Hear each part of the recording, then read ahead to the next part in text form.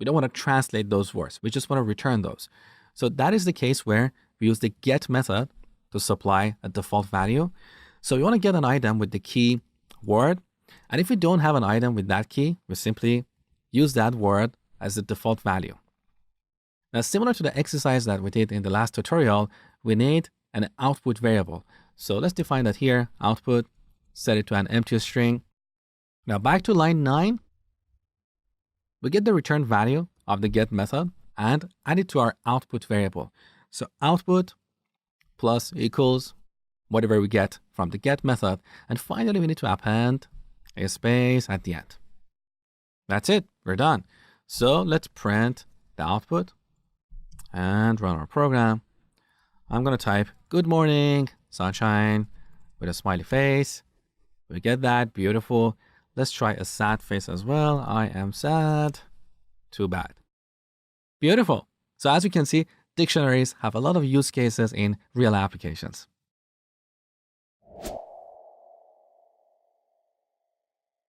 Here's a solution from the last tutorial where we created an emoji converter. Now, so far we've been writing all our code right here in app.py, but as our programs grow, we need a better way to organize our code. We need to break up our code into smaller, more manageable, and more maintainable chunks, which we call functions. So a function is a container for a few lines of code that perform a specific task. For example, you have learned about a few of the built-in functions in Python like print and input. Each of these functions have a purpose. They know how to perform a specific task. So when building large, complex programs, we should break up our code into smaller, reusable chunks, which we call functions, to better organize our code. And that's what I'm going to show you in this tutorial. So let's write a simple program for printing a greeting message. So we're going to do a print, hi there, and let's add another message, welcome aboard. So here we have a simple program with only 2 lines of code. Now let's say these 2 lines, potentially we're going to need them in other programs. So we can put them in a function that we can reuse. Let me show you how to do that. So we start typing out def, that is a reserved keyword in Python, and it's short for define. When Python interpreter sees this, it knows that we're defining a function. Next, we need to give our function a name. Let's say greet underline user. So all the best practices you learn about naming your variables also apply here, which means you should name your functions with lowercase characters. If there are multiple words, you need to separate them using an underscore. And you should always use meaningful and descriptive names for your functions. So here we're defining a function called greet user. After that, we need to add parentheses followed by a colon. Now, you know that whenever we add a colon at the end of a line, we're telling Python that we're defining a block of code. So when we press enter, the next line is indented. Now, any code that we write here will belong to this function. So I'm going to move these 2 lines, these 2 print statements inside of our function. We can simply press tab to indent them. Beautiful. Also, let's remove this extra line break. That is better. So these 2 lines now are part of our greet user function. So whenever we call this function, these 2 lines will be executed. Okay. Now let's remove indentation. So here we are outside of our function. Let's do a print statement and print start. After that, let's call our function. So greet user. And finally, let's do another print statement and print finish. Now we have this little warning here, this underline. If you hover your mouse over this line, this tooltip is telling you that we should add 2 blank lines after function definition. This is coming from PEP 8, which is a document that defines the best practices for formatting our code. We'll look at that in the future. So for now, to make PyCharm happy, let's add an extra line break after this function. So whenever we define a function, we need to add 2 line breaks after. Okay. So now let's run our program and see what happens. All right. So we get 4 messages on the terminal. First, we get the start message. Then we get the messages coming from our greet function. So hi there and welcome aboard. And finally, we see the finish message. So let me explain the flow of our program. When Python runs this code, it doesn't actually print these 2 messages on the terminal because these lines of code are inside of this function. So they will only get executed if we call this function. If we don't call this function, these lines will not get executed. Okay. So the execution of our program actually starts here. The first message that we see on the terminal is the start message. After that, Python sees that we're calling the greet function. So it will jump over here and then execute these two lines. Then it will jump outside of this function and continue the normal execution of our program. So it will print the finished message on the terminal. So this is how functions work. Also note that the order of this code matters. So here we're calling the greet function after we have defined it. If you try to call it before you define it, you will see an error. For example, if we call the greet user function right here, see, we immediately get this red underline, which says unresolved reference greet user, which basically means Python doesn't know what is this greet user. It's not defined anywhere.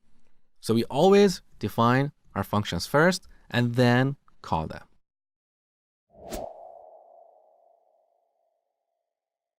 Here's the function we created in the last tutorial. Now I got a question for you. What is the difference between calling this function and the print function of Python? The difference is that the print function takes some information, in this case, the message that we want to print, but our greet function doesn't take any information. Wouldn't that be nicer if you could pass the name of the user here, and then instead of saying, hi there, we could print the name of the user? So in this tutorial, I'm going to show you how to pass information to your functions. And that is pretty easy. So back to the definition of our greet user function. Inside of this parenthesis, we can add parameters. These parameters are placeholders for receiving information. For example, we can add a name parameter, and with this, we can pass the name of the user when calling this function. So let's pass John here. Now, when we call this function and pass this value, this name parameter will be set to John. So it will act like a local variable that we define inside of this function. Just imagine we didn't have this parameter, and instead we had a variable like name that was set to John. Now here, we could simply print the name of this user. So we could use a formatted string and print the value of the name variable, right? Now, we don't really have this local variable defined in this function. We have a parameter. It's exactly the same thing. So with these parameters, we can receive information in our functions. Now let's go ahead and run this program. So take a look. We get, hi John, welcome aboard. We can take this to the next level. Now we can call this function one more time. So greet user, and this time supply a different name. Let's say Mary. So we are reusing our greet function and passing it a different value. Imagine if we didn't have this function, we would have to repeat this line twice. Once for hi John and another time for hi Mary. So this is the benefit of defining functions. We can take a few lines of code that have a specific purpose and put them inside of a function. So now let's run our program one more time. There you go.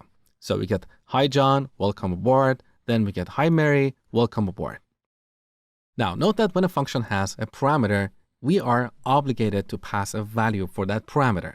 So if we remove John from here and run our program, we get this type error, greet user missing one required positional argument. Argument in programming is the value that we supply to a function.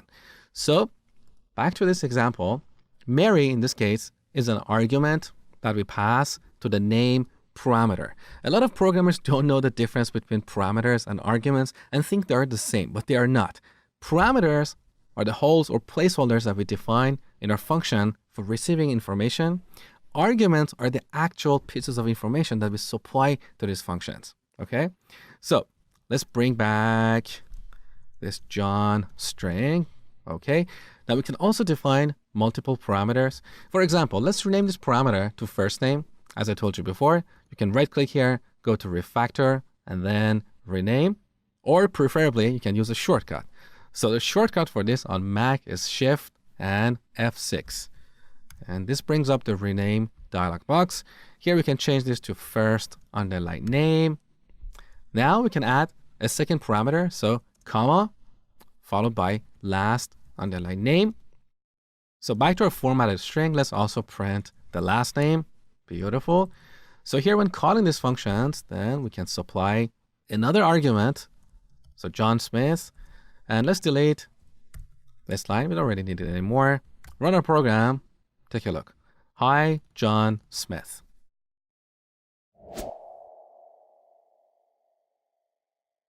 So in the last tutorial, you learned that whenever we define parameters for our functions, we should always supply values, otherwise we'll get an error. Let's look at that error one more time. So I'm going to delete the second argument and only pass John. Run our program. We get this message. Greet user, missing, 1, required, positional argument.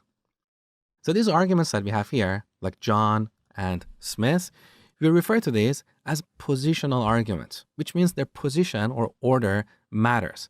In other words, the first argument we add here is the value for the first parameter, and the second argument is the value for the second parameter. So if we change their position or order, we'll get different result. Let's take a look. Let's pass Smith first and then John. Okay. Delete. That's good. Let's go with this. So instead of getting hi John Smith, we get hi Smith John. So that is the reason we refer to these arguments as positional arguments. Their position or order matters. But in Python, we also have keyword arguments, and with those, the position doesn't matter. Let me show you how they work. So let's say here we want to pass John as the value for the first name parameter. We can simply specify that here. So first name equals John. Now what we have here is a keyword argument. So this combination of having the parameter name followed by its value is what we call a keyword argument. And with these keyword arguments, the position doesn't really matter. So here we're supplying John as an argument for the first parameter. Now similarly, we can use a keyword argument for Smith. Let me show you. So last name equals Smith. So now we have 2 keyword arguments. So with these keyword arguments, we don't have to worry about the order of the parameters. That doesn't mean we should always use keyword arguments. Not really. Most of the time, we use positional arguments, but in certain situations, these keyword arguments help us improve the readability of our code. So on line 7, it's quite clear that we're supplying Smith as the last name and John as the first name. Now, in this particular example, even if we didn't have the keyword arguments, just passing 2 positional arguments like John and Smith would be sufficient because it's easy to guess what is the purpose of these arguments. But sometimes you're dealing with functions and you're passing numerical values to them. In those situations, it may not be quite clear what these values represent. Let me show you an example. Let's say we have a function for calculating the total cost of an order. So we can call that calculate underlying cost. So when calling this function, we need to supply 3 pieces of information. One is the total cost of all the order items, let's say $50. The other is the shipping cost, let's say $5. And the last piece is a discount, let's say 0.1. Someone reading this code may not be sure what these 3 values represent. In this case, we can improve the readability of this code by using keyword arguments. So we can prefix each value with the name of the parameter they target. For example, we can set total to 50 and then shipping to 5 and discount to 0.1. Now, if we give this code to someone else, they can immediately tell what these values represent. So that is the power of keyword arguments. So here's what I want you to take away. For the most part, use positional arguments. But if you're dealing with functions that take numerical values, see if you can improve the readability of your code by using keyword arguments. You simply prefix the arguments that you pass with the name of their parameters, and this will increase the readability of your code. Now, there is one more thing you need to know about keyword arguments. These keyword arguments should always come after positional arguments. Let me show you what I mean. So back to our simple greet user function. Let's use a keyword argument for the first name. So let's set first name to John and see what happens. Look, we immediately get this error. Take a look. Positional argument after keyword argument. So when calling this function, we're supplying 1 keyword argument and 1 positional argument. And Python doesn't like this. So if you're mixing positional and keyword arguments, you should always use the positional arguments first and then the keyword arguments. In other words, let's remove this keyword argument here. So John is now a positional argument, is targeting the first parameter, right? Now, after this positional argument, we can supply any number of keyword arguments. So if we set last name to Smith, look, Python doesn't have any problem with this because we're adding a keyword argument after a positional argument. So let's quickly recap. For the most part, use positional arguments. If you're dealing with functions that take multiple numerical values and it's not quite clear what those values represent, use keyword arguments to improve the readability of your code. And finally, if you're passing both positional and keyword arguments, use the keyword arguments after the positional arguments.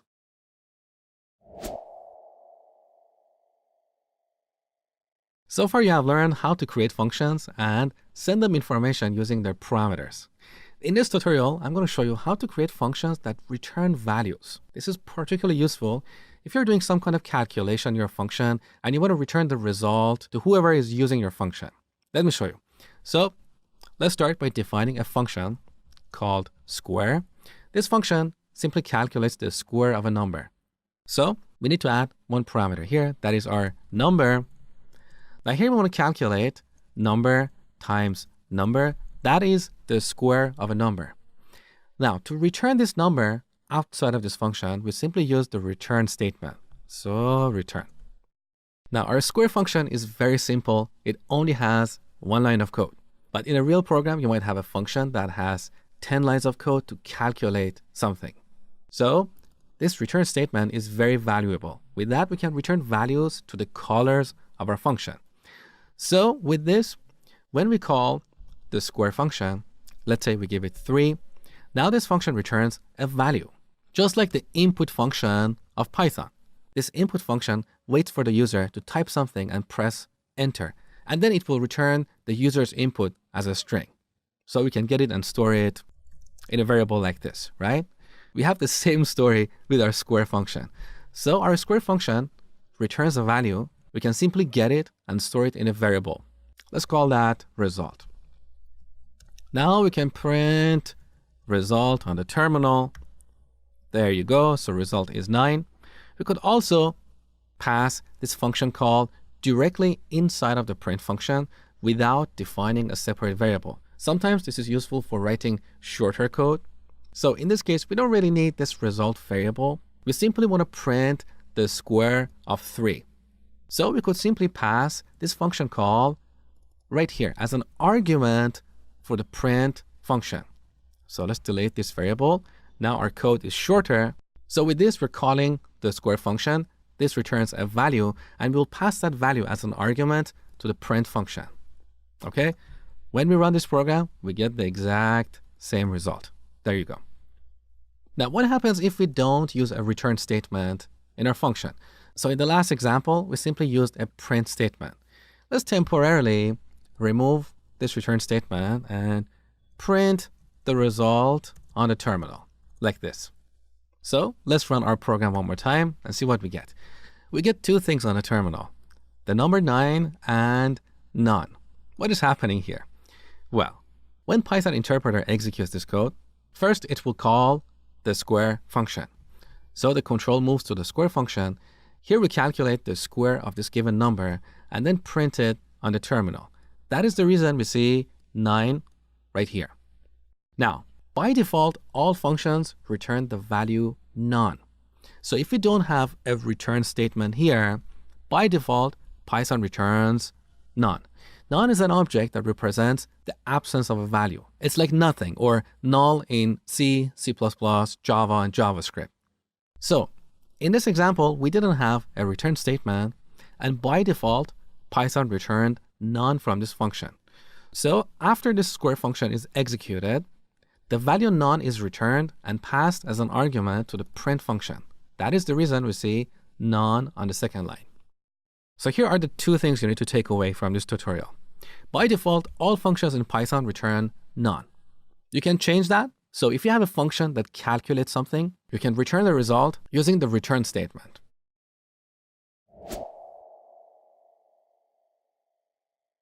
Here's the code for our emoji converter program that we wrote earlier. If you missed that tutorial, make sure to go back and watch it. As I told you before, there is a table of content right below this video in the description. So you can simply click on the emoji converter tutorial to watch it. Now, your exercise is to reorganize this code using a function. So I want you to extract a function in this code. Because this algorithm for converting these smiley faces into emojis is something that we probably want to use in a lot of different applications. We can use it in a chat application, in an email application, and so on. We don't want to write all this code every time. We want to convert these characters into smiley faces. So out of all these lines of code that we have, from line 1 to line 10, the lines 2 to 9 belong to our algorithm. All these lines together implement this feature. So you should put these lines in a separate function. Now, why don't we have the input in that function? Because the input can come in different forms. Currently, we're using the input function to receive the input from the terminal, but in other applications, we might receive the input from a graphical user interface. So the input can come in different forms. We don't want to put that in our function because this line will not be reusable. We want to give our function the actual message as a string. We don't care how we got that message. In one program, we might get it from the terminal. In another program, we might get it from a graphical user interface. So that is the reason this line of code should not be in that function. By the same token, you shouldn't include the last line in that function because what we do with the output is different from one program to another. In this program, we're printing the output. In another program, we might send that output as an email or as a response in a chat application. So as a general rule of thumb, your functions should not worry about receiving input and printing it. These lines of code should not belong to your functions. So go ahead and reorganize this code by extracting a function.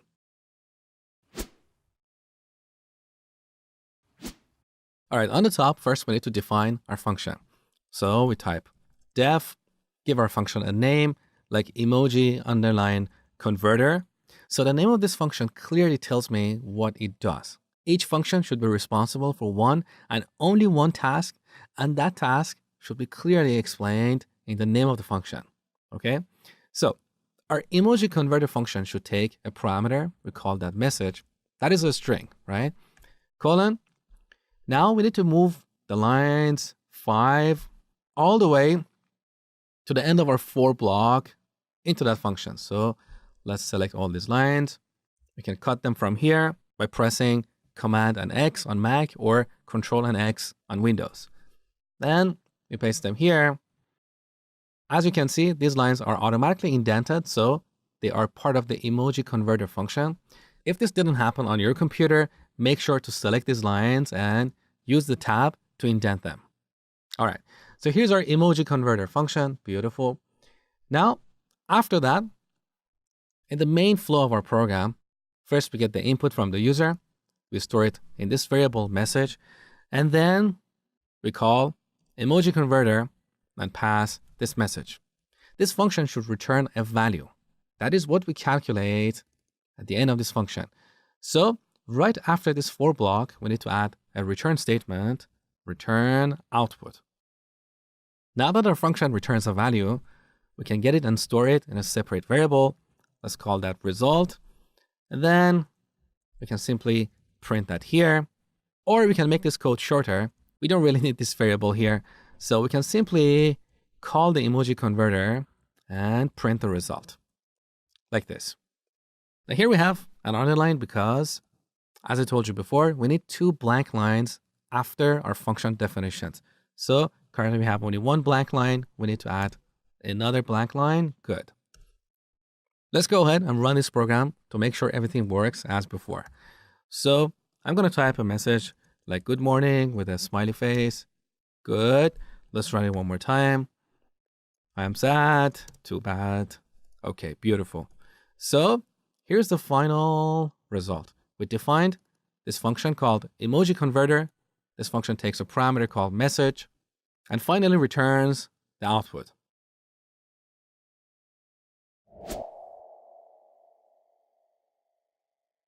In this tutorial, I'm going to teach you guys how to handle errors in your Python programs. So let's start by writing a small program to get the user's age from the terminal. So we call the input function input, add a label here like age. This returns a string, so we need to pass it to the int function and then store the result in a variable called age. Now let's print age to make sure we have implemented everything properly. Run our program. We type 20, 20 is printed here. Beautiful. Now look at the exit code of this program. Exit code 0 means our program terminated successfully. There were no errors. But what if we run this program one more time, and instead of entering a numerical value, we enter something like ASD. We get a value error with this message, invalid literal for int with base 10.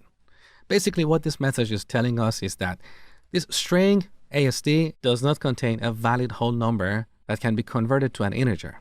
Now look at the exit code of this program. Exit code 1 means our program crashed. So 0 always means success, and anything but 0 means crash. Now, as a good Python programmer, you should anticipate these situations. You don't want to let your entire program crash just because the user entered an invalid value. So instead of letting the program crash, you should handle this situation and print a proper error message. And that's what I'm going to show you in this tutorial.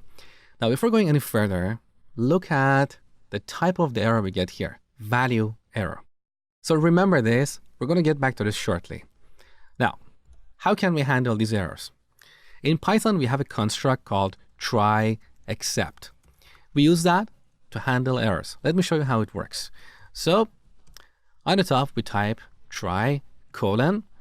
Now, as you know, we're defining a code block. So I'm going to move these two lines inside of our try block. So press tab here and remove this blank line.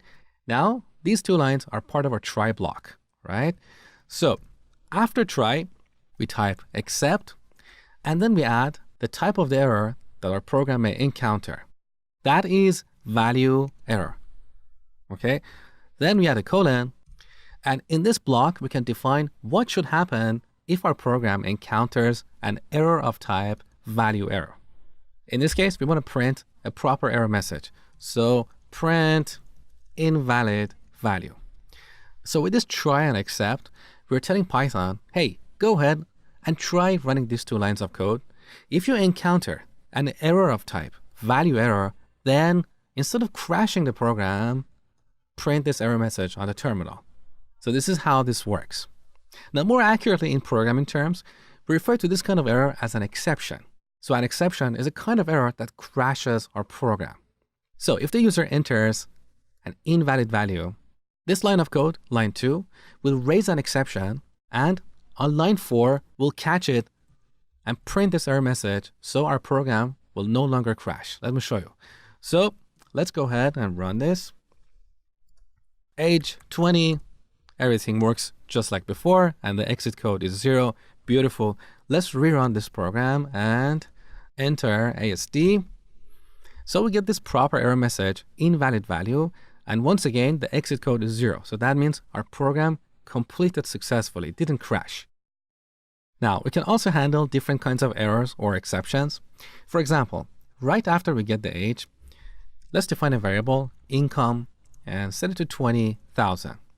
And then define another variable called risk and set it to income divided by age.